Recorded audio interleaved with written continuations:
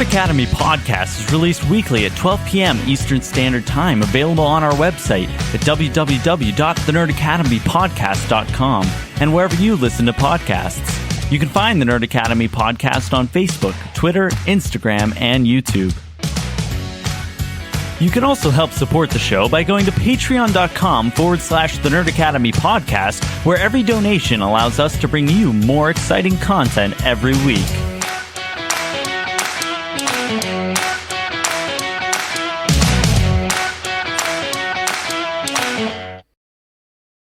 Good afternoon, class. This is the Nerd Academy podcast, your source for nerddom news and commentary. I am your host and superior web headmaster, Jarod Bachman-Stubbs, and we are here to talk about the big game trailers.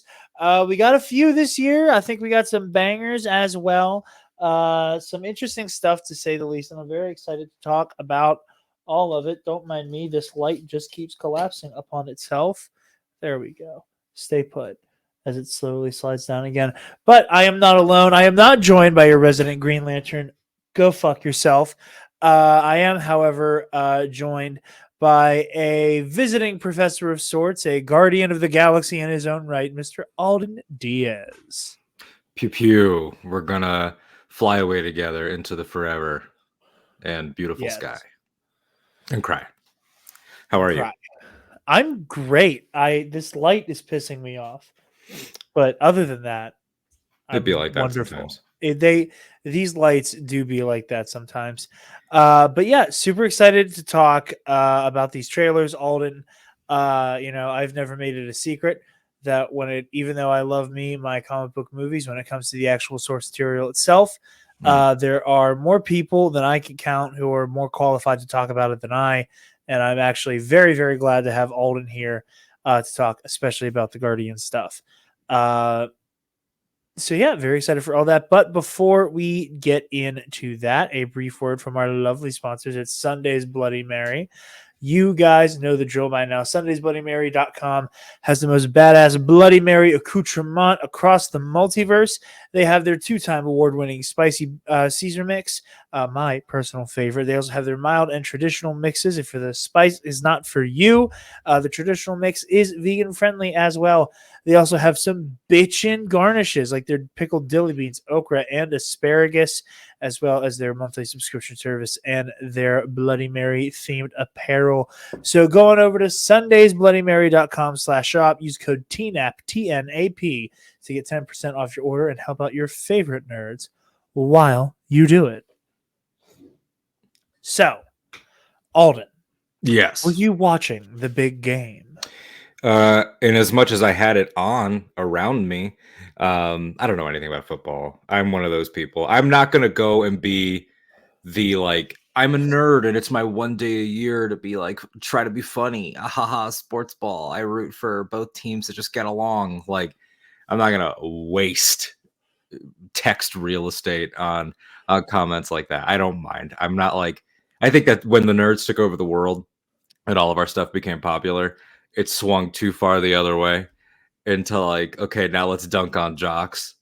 Sport's dumb. No, sport's not dumb. Sport's cool. I just don't know anything about them and I don't care. But I am always down for the ads, always looking forward to whatever trailers are coming. And, because we're so plugged in, we know sort of an idea of what's going to hit when. So I was paying attention and expecting Flash, expecting Guardians or Secret Invasion, which did not happen. But I was definitely happy. Or the Marvels. The Marvels was also one of the ones that was the Marvels didn't happen rumored either. to have one kicking around, which I was really surprised to not see. I was more surprised about Secret Invasion or maybe What If 2. I was not as surprised about Marvels just because it swapped dates with Ant-Man, which sort of makes me feel not that it has problems, but that it's going to be it'll get the Comic-Con treatment because it's a November release. It'll get the Wakanda Forever. First trailer at Comic-Con, and then another one, and then November. But Fahey did comment on that today. It's not a news item, really, but he was talking about the Marvels and how he compared seeing Carol and Kamala Kamala, not Kamala Harris, the vice president, Kamala Khan, the superhero, my preferred one by far. I was going to say, Kamala Khan, infinitely more based than Kamala Infinitely more Harris. based. And Monica Rambeau. He said seeing them all together on screen is immensely powerful and surreal, and compared it to like Avengers 1, that feeling. So that's cool. But yeah, I was very excited. Didn't think that there would be anything in the way of some of our other fandoms. Star Wars, it's like, I mean, why show more? We're already so close to Mando. Yeah, we truly are yeah. barely even weeks away from the Mandalorian. Yeah, So, and they gave a spot that had like a couple new shots, like whatever. But this was sexy Walden, as you pointed out on Twitter. Sexy Din, just that sexy lean. But this was the night of one Indy who had a 30-second spot, but it was really just James Gunn's night. Yes, across the board. Like, yes, of course, Andy Muschietti, director of The Flash, he ends up looking like a star too. But the surrealness of seeing one man CEO one of the two major universes and then conclude a trilogy in the other one of the major universes and promote them on the same night is hilarious. Yes. And something that, again, I think sits in the annals of shit I never thought I'd see. You know, never ever did I think that we would be getting a number of the things we saw that night. But on top of that, and the director of this iconic trilogy about the Guardians of the fucking Galaxy is also now the CEO of DC Studios, shepherding in this Flash movie that is going to be the end and beginning all at once for a lot of things. Mm-hmm. But with that said, we do have one bit of like news to talk about before the trailers. I want to hit on just real quick before we get too lost in the sauce here. We have news from the Hollywood Reporter, Mr. Boris Kitt. Spider-Man Noir live-action series in the works from Lord and Miller, headed towards Amazon. Not a whole lot going on other than the fact that it is being developed. So, yeah, keep an eye out for that. I love me any type of my Spider variants. Sony keeps shopping out these Spider-Man TV shows to Amazon. Allegedly, one day we were supposed to get a Silk TV show. That is very much in the bin of I will believe it upon seeing it. Yeah.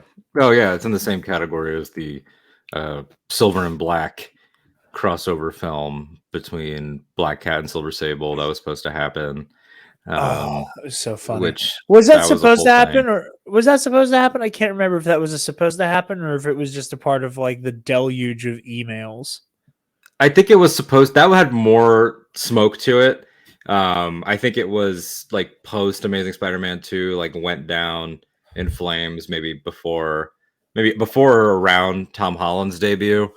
But you're right, the Silk stuff. We have allegedly Craven and Madam Web coming. I know there are set photos. I still won't believe them until the day of release. Just because I don't, we live in a time now where you can write off an entire blockbuster for a tax write-off, which is ridiculous. So we'll see.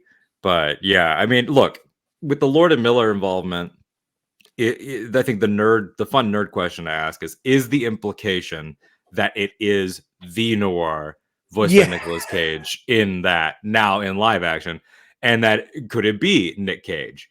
And with Noir being masked up and having that stylized nature, it's like Cage is a little older, not saying he wouldn't do it still, but it's like you could Mandalorian that and just have Nick Cage narrate and voice and just have a stunt guy inside. So like there's my mind rushes to all those things, but I think it's really cool to do something that has an inherent style to it, because sometimes that gets lost. That's my issue with The Umbrella Academy on Netflix. Despite being well written and well done, it lost all of like the color pop and zaniness from the page going to Netflix. And I think that the model really is like Robert Rodriguez's Sin City, to like refuse to let go of what made it what it was. stylistically. I think noir is a good choice for that, to start adapting things that have a certain feel and everything. And credit to Zack Snyder, who I have a contentious relationship with. Not that I know him; he seems like a very nice man. But creatively, 300 did that too. Yeah. Zack was very early to the party on it will look exactly like the panels. So, And you know what? I will say the man is really good at making panels happen. gorgeous cinematography. Yeah, never take that away from him. Yeah, speaking of Mr. Snyder, some of Mr. Snyder's work, I think we can dive into some of these trailers. I want to start with Flash.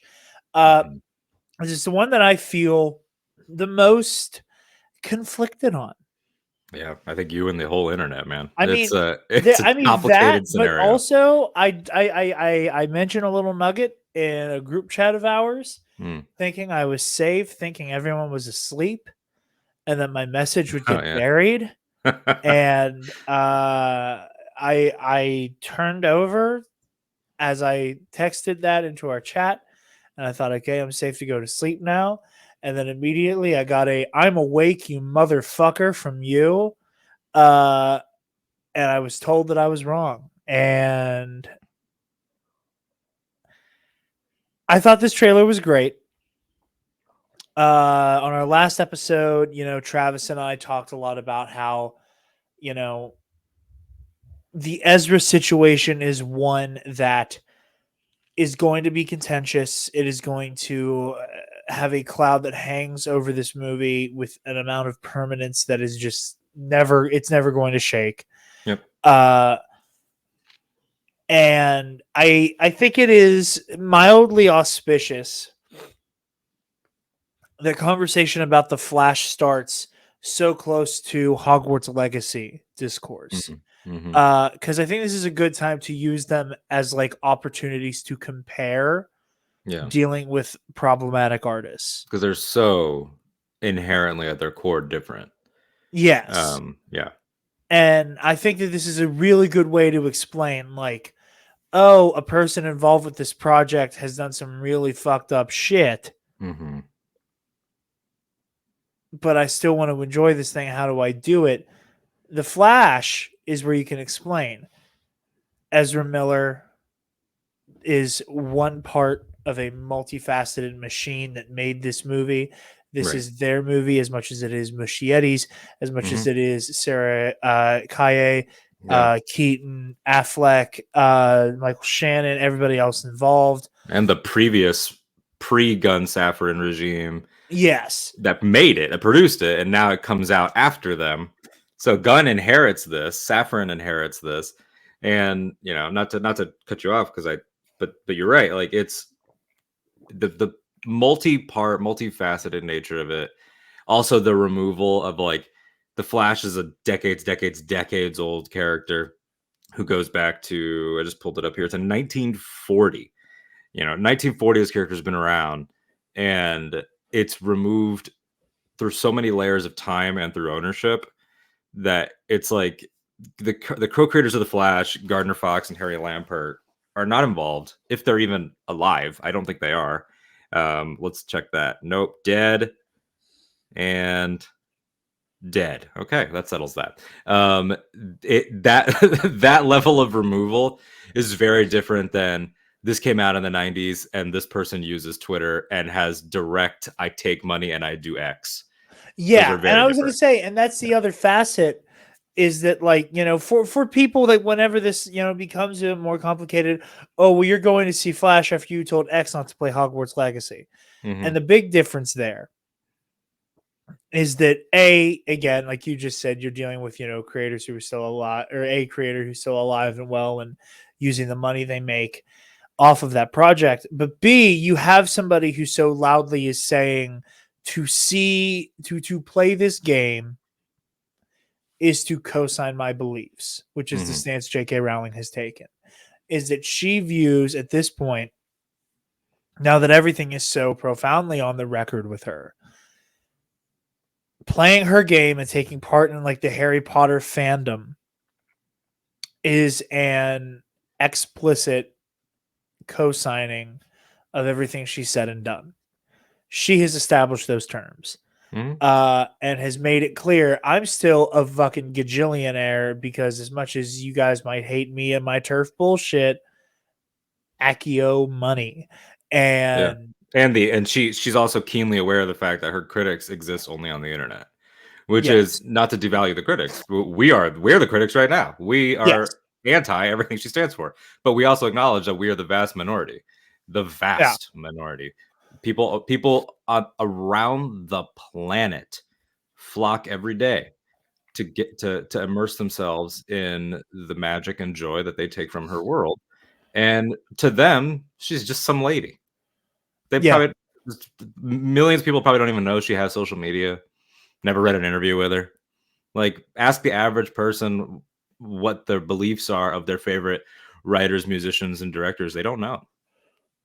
Yeah, absolutely. And again, juxtaposing that with you have the lead actor of this movie who Mhm. has had a lot of very public mental health issues, has acted, erratically and harmfully, and has their fingers in very, very ugly pots Yes. that has also actually been acknowledged by the filmmakers. Right. And And who got left in the laps of the new co-studio heads who have a complete thing. And look, it's not me saying that Gunn is a company man or anything like that and he's lying, but it's like if he comes in and takes a thing, there are so many people above him that this tax stuff and everything that went down of choosing what to keep and what not to keep went down pre him, and now he's yeah, stuck with a movie and stuck with a like he Gunn, who has been at the mercy of the entertainment industry, looking at, okay, let's judge you for your mistake. His were words and comments and everything from the past that he had already previously apologized for, apologized again. Some time went by and all was forgiven. But when you look at Ezra Miller, it's like these are filmmakers. They're not lawyers. They're not investigators. They're not, law enforcement. These things range from burglary all the which I think honestly, like, not to make light of like people being stolen from, but like ain't nobody care about burglary. Let's be real. No one cares. Winona Ryder stole things, Lindsay Lohan stole yeah, things, no one cares. But if you start to look at this range, they're all individual cases. They're literally at different parts of the country. There's yeah, all this stuff that we're not privy to, that Warner Brothers legal knows that we don't know. So that's part of the problem too, is that it trickles down to the different levels of public knowledge in different ways. All we get are all these reports, then stuff goes away. Movies already in post, hundreds of jobs on the line, which is the other thing, is that jobs from Michael Keaton all the way down to, the grips, on set or catering. Um, they all got to get paid. We got to figure things out post production. Um, and they decided to go down the we're going to get them help route, which speaks to a larger problem. White person gets the we're going to get you help route, and then, yes. Latin back girl gets canceled because, well, we didn't care for it. We didn't like it. Yeah, they start throwing up the screen of it was unwatchable as a Yeah. defense, Yeah. which it continues to throw your talent under the bus. Right. So there's so many layers to this, Yes. in terms of, which is not to excuse, like, yeah, what Ezra Miller did with the, I'm going to use the word kidnapping, even though there's a lot of, this is very Depp heard, in as much as there's a lot of like, did we know that, or was that the report? Was this exaggerated? Some people have said that some of these things were never confirmed and we don't know, but the Hawaii stuff was definitely confirmed. And then that violent assault on video from a couple of years prior that Yeah. completely went away, that was pre-Flash even rolling camera, probably pre-Muschietti even signing. There's a lot of different things of like, we know for sure and we don't. um but I think, not to speak for you, this is just me, I think that the stuff that you see from people on the left, like you and I, a trailer drops and people are saying things as innocent as, I'm so happy to see my favorite Batman again, or I'm so happy to see Supergirl. I'm so happy to see Latin Supergirl. I'm so happy to see, the Flashpoint storyline, or, oh, Ben Affleck's back. And then all of those people get so you're condoning what Ezra Miller does. And it's like, that is a very, very egregious jump to make. Yeah, I agree completely. And I think it is important to call attention to, like, this is where those of you who have decided to die on the hill of quote unquote separating the art from the artist, where there is not, here's like some of the horrible things Ezra Miller may or may not have done. By seeing this movie, you are, by their standards, agreeing that it was all okay. Mm-hmm. All of that to say, to actually talk about the trailer. This looks infinitely better than I wanted it to. Travis and I have been making fun of this movie for a long time. And when I spoke to him and he said he wasn't going to be able to make it for this taping, he is busy with midterm stuff. He did want everybody to know that Travis did see the trailer. That was the verbatim of what I was told to say. That he saw it? That he saw it. That was the complete statement. Yes. It was a trailer he witnessed. Yes. No, I mean... I'm with you in the surprised at how good it is camp. Yeah, it looks really interesting. I think it's funny. The internet has been talking a lot lately about, I want a blue and gray Batsuit so bad. And in this one trailer, we got 2 of them. And and that is where I'm starting to, like, this is where my conspiracy brain kicks in, and I'm starting to think all the gray and blue Batsuit discourse over the past couple weeks was a psyop. Psyop about costumes. I love that. Can I say something controversial? Sure. I hate it. I hate blue and gray. Hate it. Because it's actually just black. It's not even that. Even removing, like, our knowledge as comic readers of how the inks were and everything back in the day and all that. Even though eventually it does become blue, Hush, Batman has blue. Yeah, even ignoring that, I hate's a strong word. Batman, Bruce Wayne. He's not somebody that wears blue. I have never liked blue Batman. There are amazing stories where he wears it. It doesn't take me out of it at all.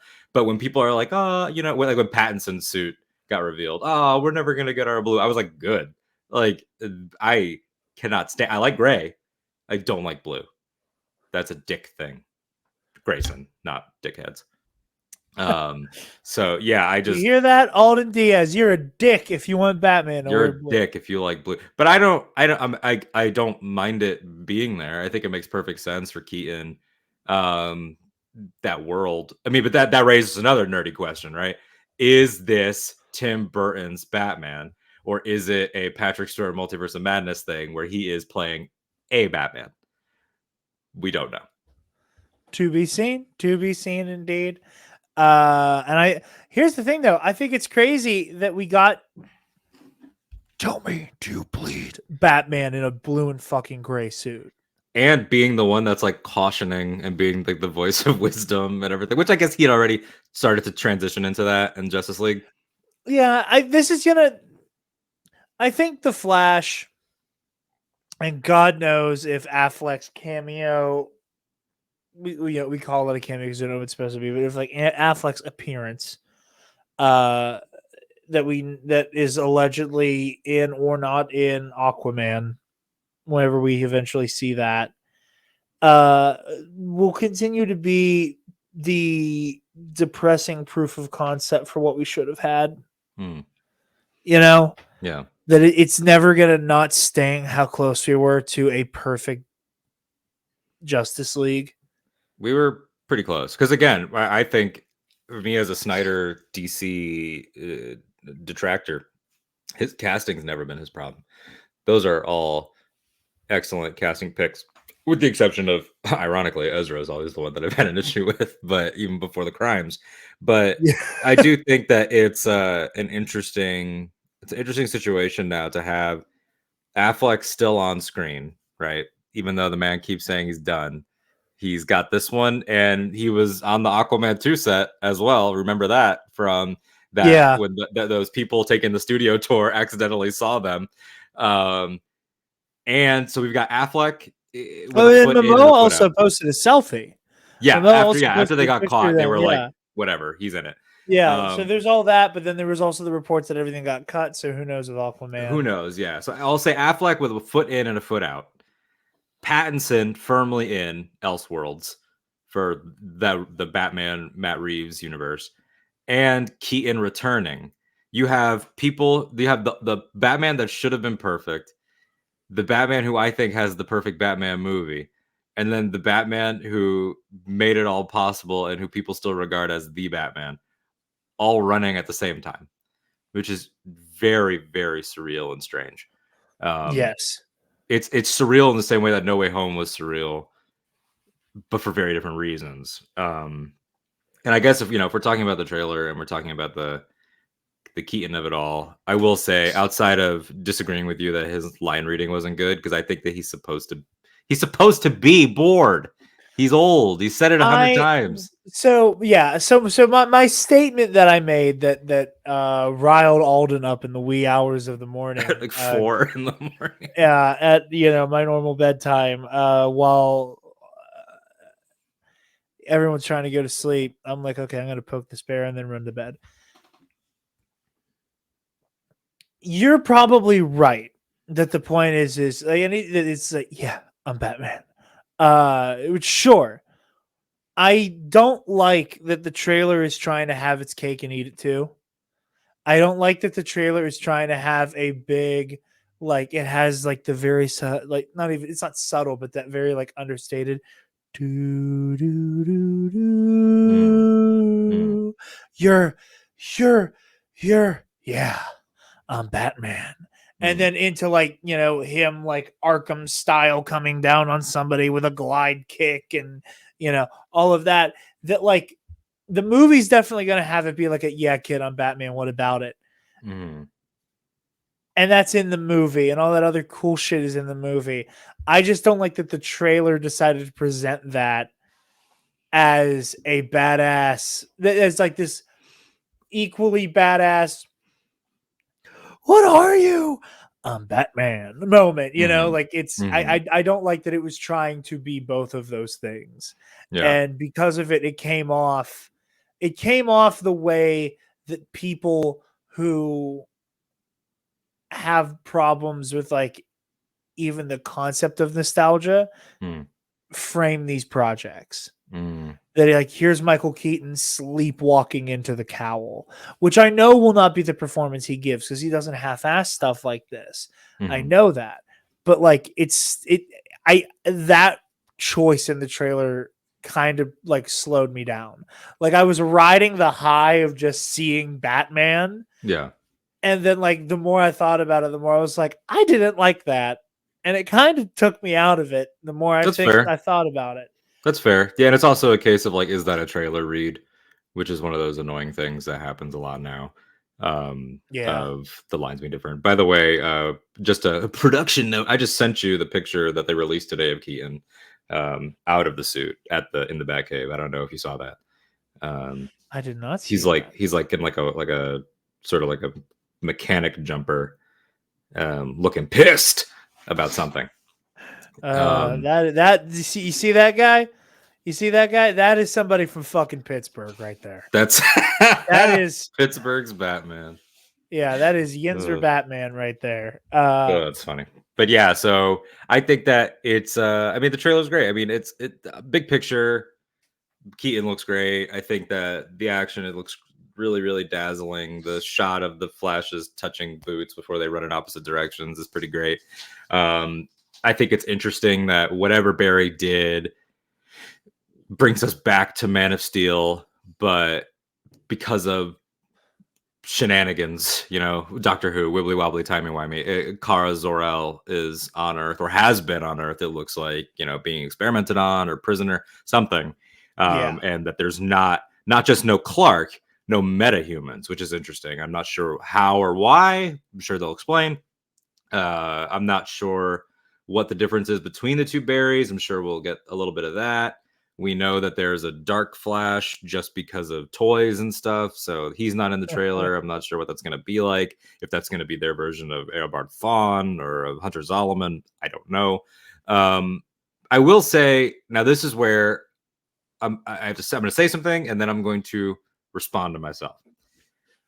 My nerd instinct in general with this, even before it was Muschietti, because remember, this has had probably one of the most impressive lists of people that have not directed it out of anything.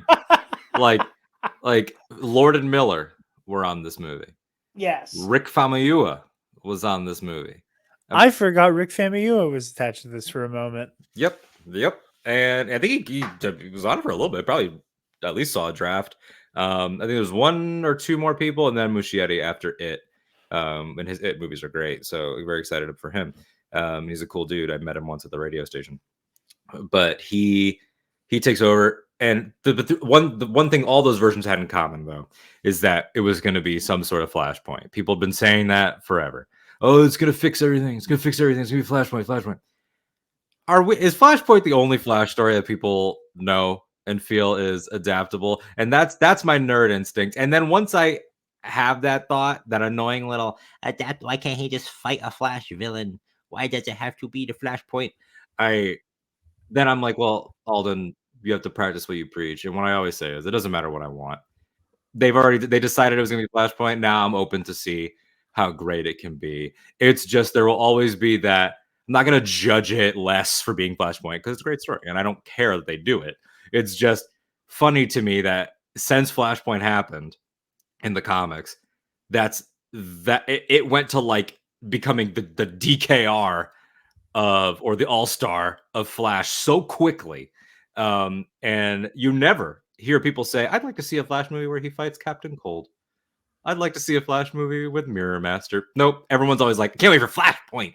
It's like if Lantern. I've been a Gorilla Grodd hardliner, but he'd be great. But this would be like if they do the Flash, the Green Lantern show, which they are doing Lanterns, and season 1 is Blackest Night. Like, we just go all in. Like, where do you go from here with the Flash franchise? Probably nowhere. I would put it to bed for a little while after this Ezra stuff. Until let Gunn get through, phase 1 of his thing, or chapter 1 rather, Gods and Monsters, and then we can visit it down the road. So again, it doesn't bug me. It's just a thing that like the nerd in me is kind of like, man, we really are just like we go all in on this, and it for a first movie, we're doing the apotheosis of Flash events. All that said, it does look truly in this trailer with 2 Batmen, 2 Flashes, Supergirl, Zod, the time travel, these universes, all this stuff. It looks more like a DC spectacle event than either cut of Justice League.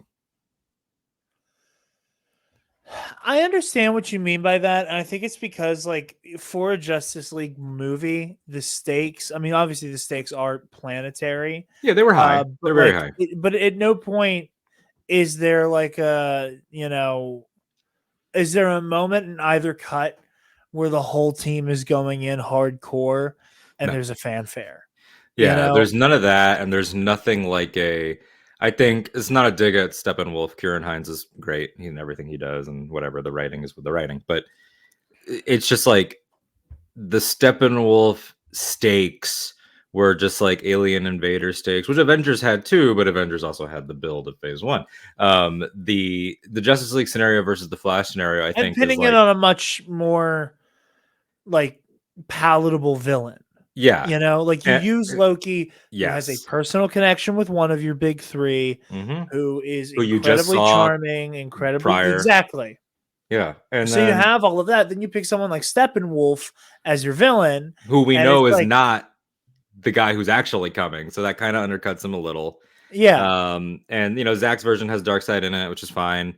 But it's an interesting thing to see like how this trailer got more feeling, because it was able to play again. It played on some sort of, we see Keaton again and we're like, oh, I know that guy. I wonder what happened to him since. Oh, Flash. I wonder which of these Flashes like is gonna, like, how are they gonna work together? You see Kara and you're like, oh, is she like Henry Cavill's cousin in this version? Like it feels like a build to a phase that never was. Yeah. No, that's totally what it is. And what you were saying with like Flashpoint being this Flash story that everybody wants to see adapted. Mm-hmm. What I think is really funny is that whenever like the rumblings first began of the Flash movie is going to be Flashpoint, I was like, oh, great. The DCEU is again going to pull the trigger on a very like big milestone story, like 15 years too fucking early. Mm-hmm. Yeah, just like Yeah. Death of. Yeah, like I every time Batman v Superman comes up, I say it, but I don't think I can understate how insane it is Mm-hmm. that the death of Superman and the Dark Knight Returns were happening in the same movie that was setting up the Justice League. Yeah. That is bonkers. So I was like, oh, great, Flashpoint, yay. And, the writing was on the wall. They casted a very, at that point, up and coming actor that people really like because of Walking Dead. Like, I think there's a reason they cast somebody with a name to play Thomas Wayne. Yeah. I don't think that was an accident. I think that was them teeing up an eventual Barry fucks up the planet. No, look, hey, there's Batman. Hi, Bruce. Why'd you say Bruce? Because that's your son? No, that's my dead. Or that's you? No, that's my dead kid. Yeah. Hi, I'm Thomas Wayne. Something Martha. That was always there, but the longer that the DCEU stayed in this state of like being completely fucked up, the closer and the more and more it's like, oh, they need to do Flashpoint. Mm-hmm. It is our only bailout at this point. Yeah. Yeah. Outside of just like real life being like, we're restarting. It's like we've gotten to the point now, for better and for worse, where we think our only solutions can be in world. Instead of just saying like, no, like I'm just gonna do something else. Which we used to do. The L. That way you don't have to take the L and like publicly just call the project a failure. Yeah. Even though they have, like, they still get to be like, yeah, it's technically a continuation. Everything you saw is canon.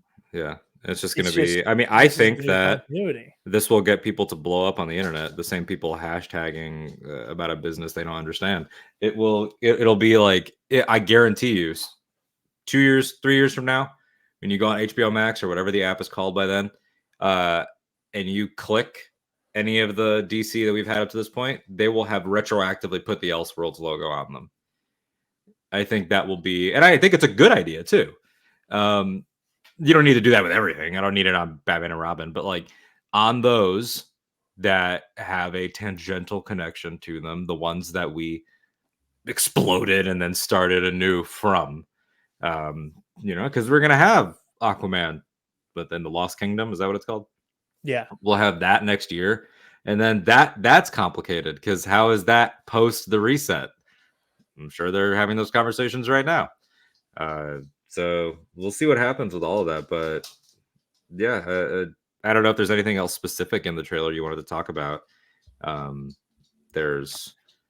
will say, it's hard to talk about Ezra Miller's performance without, we had the real world conversation. I know we did our due diligence, but just in general, I don't want to give them a compliment. But I will say they are way less annoying in this trailer than they have been to me in their previous appearances. Yes. I think they toned the Barry writing down and just made him a person.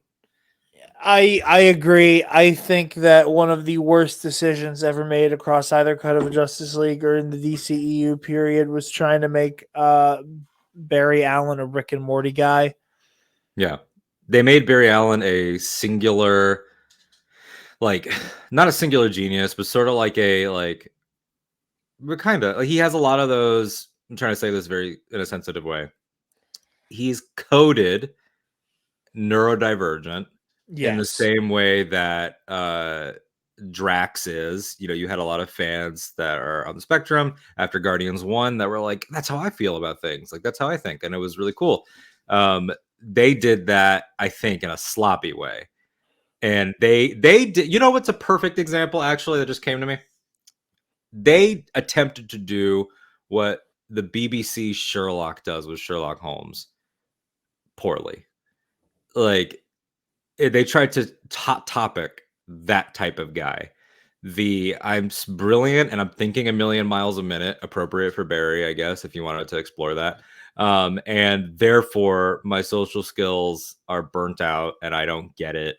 And they tried to do a lot of that, but he just comes off like a nuisance. Yeah. And it was odd. It was always odd. And he had a terrible costume. Can we give it up for the new Flash costume? Looks good. Looks good. You know what? Wait. Ah. Sensational. So good every time. So good. Moving right along from the Flash, we'll talk about our other full-length trailer, and then we'll go out on Indiana Jones. Alden, I'm just going to let you take lead on the Guardians of the Galaxy trailer. Yeah, I was Because it's extremely 90% emotional. of why you're here. Yeah, extremely emotional about this Guardians trailer. I love the Guardians of the Galaxy. I've loved them since 2008. Coming out of the Marvel did an event called Annihilation, and then after Annihilation, there was the Dan Abnett and Andy Lanning run on Guardians, which put together basically the team that has become the iconic lineup. They had some different members, a couple additionals as well, but that Star-Lord, Rocket, Gamora, Drax, Groot team was solidified in that era. And I love these first two films from James Gunn. I've loved their appearances in the Avengers movies, the holiday special. The Guardians 2 is my favorite Marvel film and is on my Rushmore for comic book movies.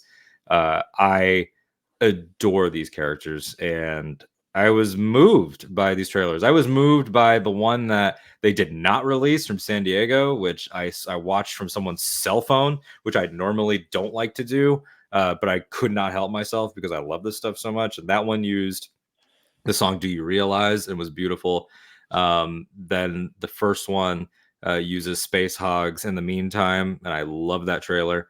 And then this one uses Rainbows Since You've Been Gone, not the Kelly Clarkson one. And it was so, it would have been a very different trailer.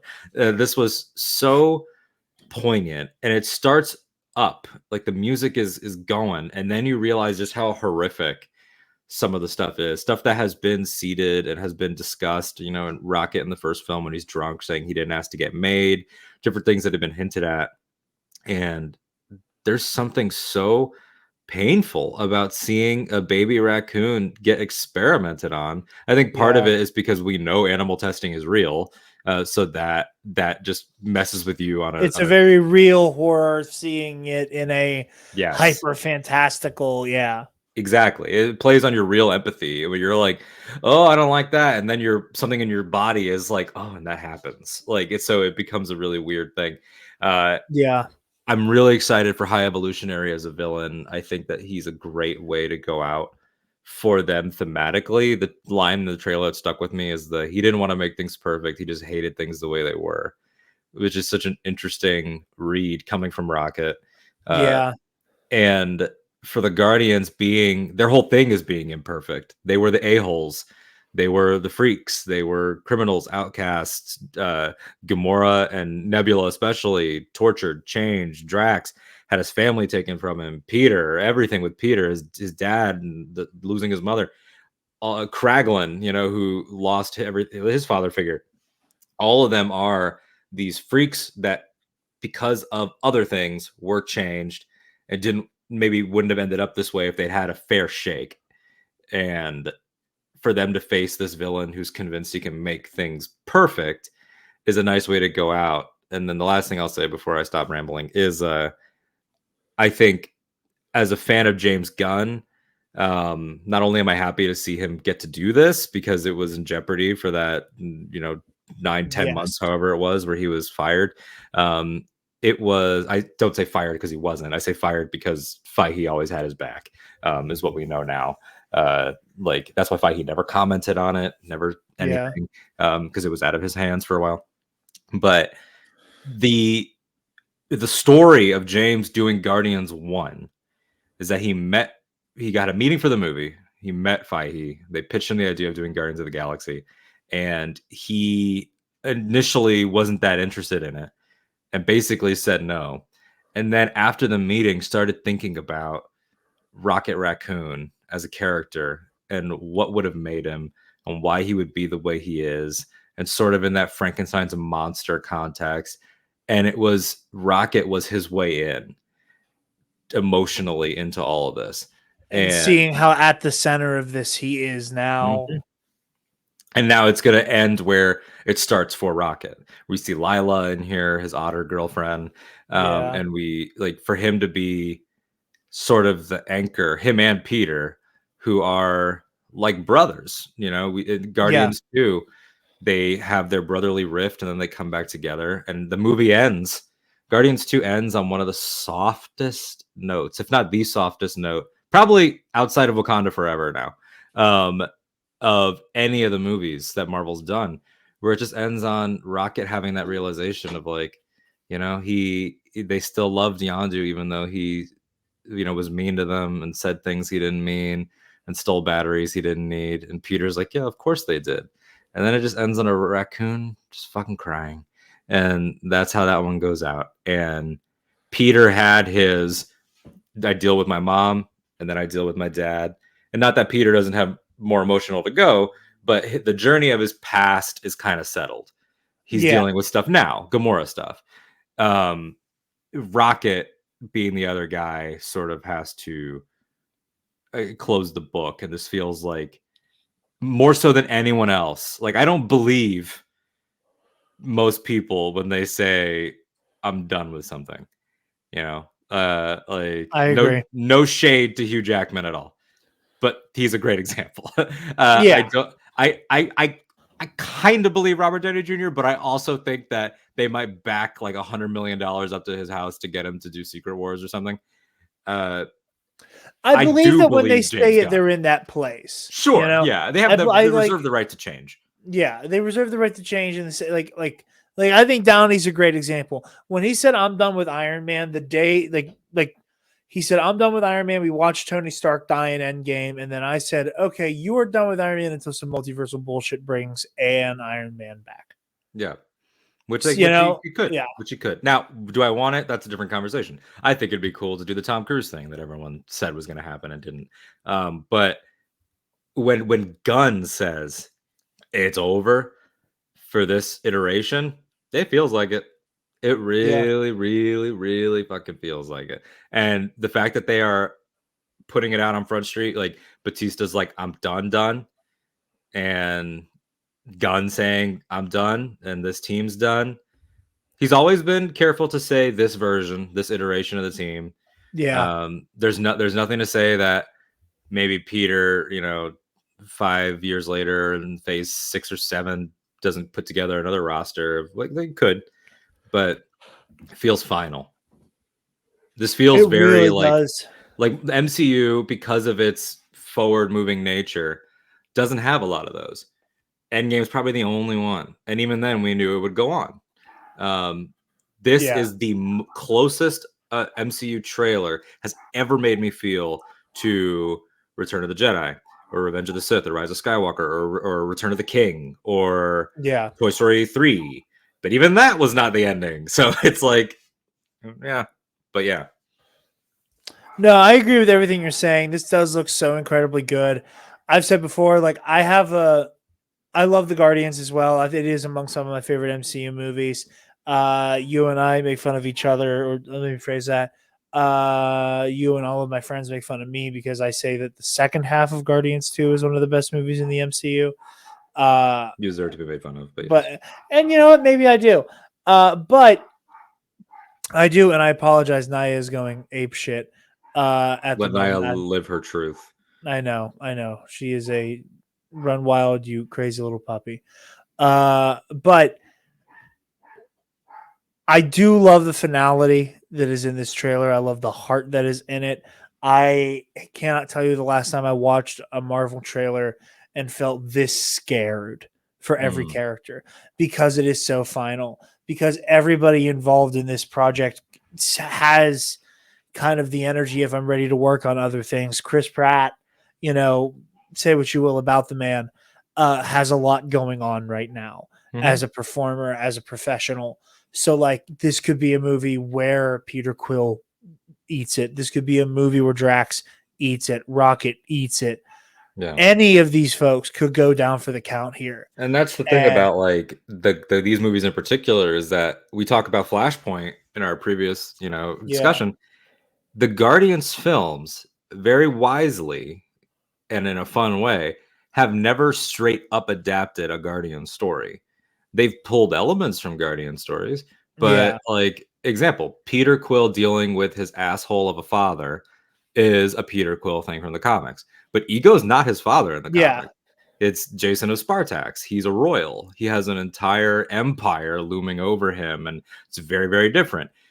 Drax did lose his family in the comics, but Drax is not an alien in the comics. Not initially. He was a man who was turned into an alien, who had a daughter, who is a character named Moondragon, and it's a whole thing. Like, all of these are versions, and the stories have elements. So I can't call what's going to happen here the way I can with Flashpoint. I can't predict anything that's going to go down here. I mean, Charlie Ashby from Imperial Senate and a friend of ours, he's been saying for years, and I hate him because he's probably right. You got to keep in mind, Rocket and Nebula were the only two Guardians that lived through the blip. Around. And if Rocket is a raccoon, he's probably nearing the end of his lifespan anyway, unless he was modified or whatever. So you can get around it. But there's that lingering, like, he's now lived alone and all this stuff. He was without his family, and now we're coming to the close. Like, I think, and this is just a baseless prediction with no evidence. Like, what if Rocket's death is a symbolic death, and he goes back to being a raccoon at the end, and like undoes what did that shit to him, and they just like it ends with a raccoon just running away as a raccoon? I'd fucking cry. I'd cry my eyes out. That would be so. Wow. Like I tweeted it. I'm gonna be sitting there like a newborn baby, crying like a bitch, while 70s and 80s music plays over this raccoon and all of the characters. And we got Cosmo in there, which is awesome. Who's in the holiday special, and some other people. Adam Warlock. That whole storyline is going to continue. And yeah, I'm so it's already moved by it. It's going to gun straight for, no pun intended, gun straight for my heart in every way. And I'm really excited to see where it goes. And again, if he does continue to do, like, I'm going to pull an element from a story, there's a iconic, that run I talked about ends with a storyline called the Thanos Imperative. Obviously Thanos is gone, so he won't be in it, but like it ends with Star-Lord and Nova sacrificing themselves, and they're gone when it's over. Like, what if that's Star-Lord and Drax here, or Star-Lord and Rocket, or Star-Lord and Adam Warlock? Like, there are things that could go on. By the end of this, it could just be Mantis and Cosmo, and they just go and live somewhere. Like, who knows? You're absolutely right. You're absolutely right. Our last one here. Oh my goodness.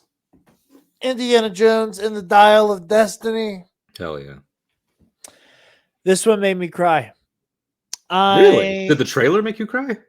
No. That's interesting. I don't know what it was. I don't know what like code key this 25-second TV spot punched in. Maybe it was the simple act of hitting a Nazi was so cathartic. And saying he's a Nazi. Yeah. Memory's a little fuzzy. Oh, that was Alex. My memory's a little fuzzy. Are you a Nazi? Well, are you still a Nazi? It's so good. Speaking of Alex Jones, fun fact, Alex Jones constantly claims that he was almost cast as Star-Lord. So funny. Will never not be funny. She was replaced with a dick. I've never noticed how black her eyes are. Mm-hmm. He picked a pretty pair. Anyway, sorry. Amazing. Y'all know who's coming at the end. Anyway, Dial of Destiny TV spot was absolutely fantastic. It got me in my feels. Super excited for this. The de-aging is bananas. Um, yeah, just super pumped. Yeah, I think it looks great. It's like it doesn't have anything that I didn't already feel from the trailers, but that the Are You Still a Nazi is great. It's peak Harrison comedy. Harrison Ford and Phoebe Waller-Bridge teaming up is made for me, and I am. It'll always feel weird, not bad, but weird that it's going to be a 5-film series, and all of them except the very last one had Spielberg and Lucas, and this one has Yeah. neither. That's always going to be a little strange. I know Spielberg is a producer, fine. Still has John Williams, thank God. But that's always going to be odd. But Mangold, God, he like just drank the DNA of what this is supposed to be, and how it's supposed to feel. It feels so pulpy. Putting it in 1969, I think, is a perfect. It makes sense, obviously, for the ages, but it's just a perfect place, with the moon landing and with everything that happened with the what was it, Paperclip, is that the name of the project where the Yes. Operation Paperclip, the Nazis and the infiltration and the not even infiltration, the willing the willing participation, The active overhaul. yeah. So there's all that. It's going to be really interesting to see how certain things play, in terms of that, in terms of Mads Mikkelsen. Like, is he not aging?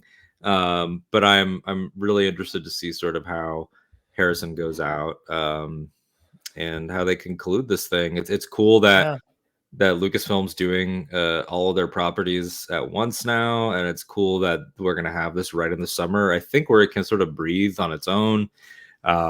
And yeah, I just think it looks stunning. It looks really, really fucking good. Absolutely. It's super cool. I'm not going to spoil too much of it. I do highly recommend anybody who is interested in the Mario Brothers movie or needs to be won over still, go on Twitter, just type Mario Brothers movie in, call that phone number. That's all I'm going to say.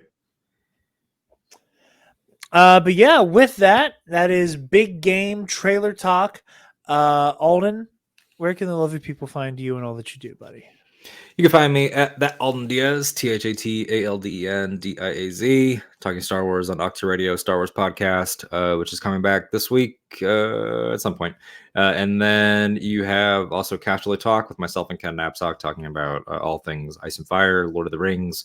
Willow, House of the Dragon, and Rings of Power are off, but we are not off because we're going to be doing all types of weekly stuff and some shorts that Ken's working on and a couple partnerships and an interview series I'm going to be launching over there. So look out for that and wherever I'm writing on the internet and all that good stuff. Oh, and we also are both cast members on Ionized Bastards, on All Remaining Systems with Michael McCoy as our season finale next week?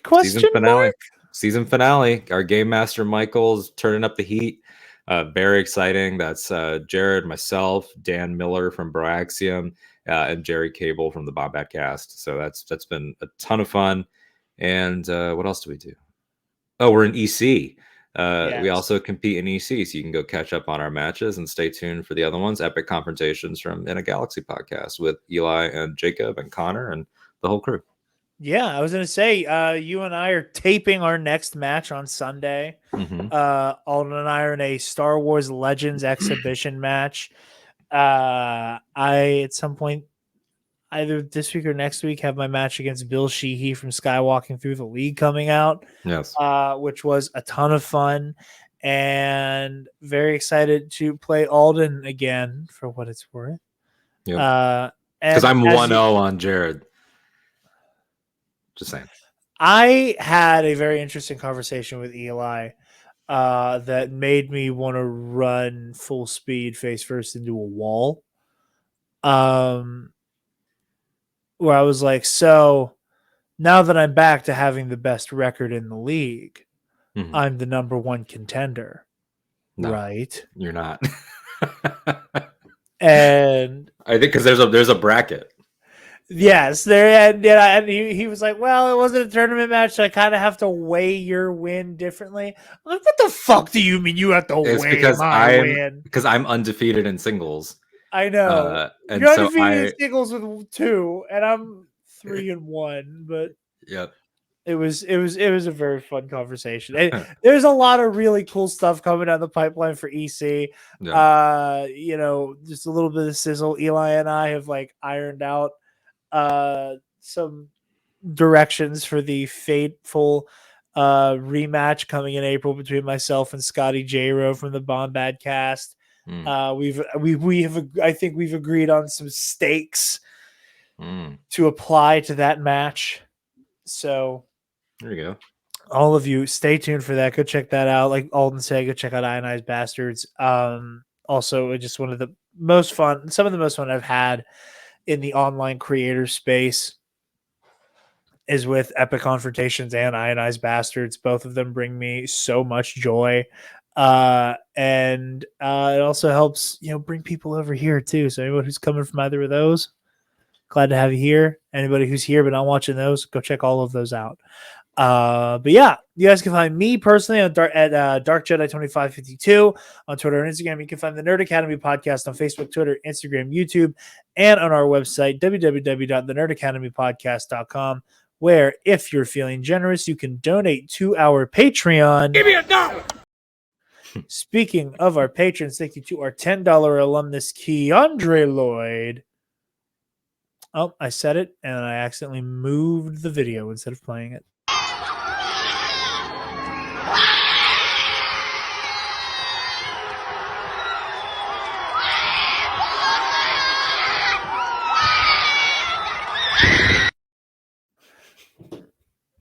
And to Paco, my fellow policy wonk, and as he's going by on our Patreon, $1.5 billion, baby. All right, ladies and gentlemen.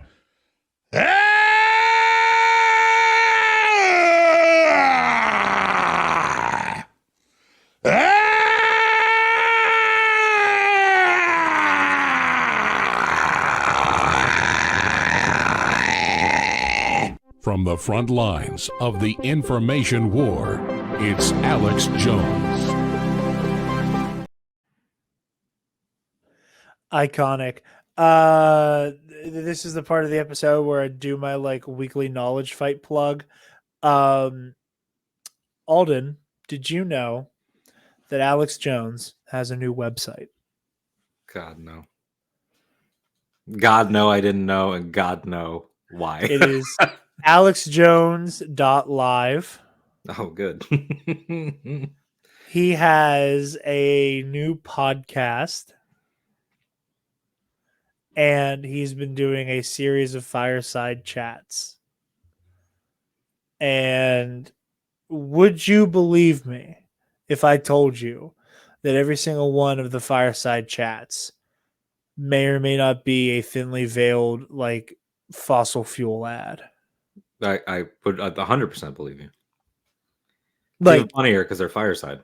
literally, this man went for the most on the nose shit I have seen in my life. It's incredible. By sitting next to fire and telling you why you need fire all the time. Everything is fire. But yeah, everybody go check out Knowledge Fight. But yeah, thank you everybody for listening. With regards to our Patreon, Lord Starkiller versus Obi-Wan Kenobi is out now on our Patreon for $5 patrons and above. Hopefully at some point this week, maybe tonight, we will see. I am a sleepy boy. We are going to be getting out Ahsoka Tano, Circa Siege of Mandalore versus Qui-Gon Jinn. So stay tuned for that. Very excited for this year's Versus series. Alden is among the people who I've thrown a lot of ideas off of for it, and has kind of seen what Spencer and I have in mind in its totality. Obviously, patrons, you guys have seen the full list of combatants, just not the when you'll be seeing it, nor do you know what the arenas look like. And, as we've said before, those arenas end up accidentally kind of making or breaking our matchups, as they did in this most recent one. So no spoilers there. Go check it out on our Patreon at the $5 tier. Highly, highly, highly recommend it. Super proud of that episode. So yeah, expect more Bad Batch talk from us whenever that episode comes out this week. Mando's coming up soon. We'll be all over that. So yeah, thank you all so much for watching and listening. Where's Cookie Cop at? Oh yeah, and also thank you to Alden for pinch hitting. Travis couldn't make it, and I very badly wanted to talk about these trailers before they were no longer in the news cycle. And I love Alden because Dog. okay, Perfect. going to overuse that soundbite to the point where even I don't think saying someone has that dog in them is funny anymore. But it's going to take a while because we got that dog in us. Stop! Move away from the cookie jar! Have that dog.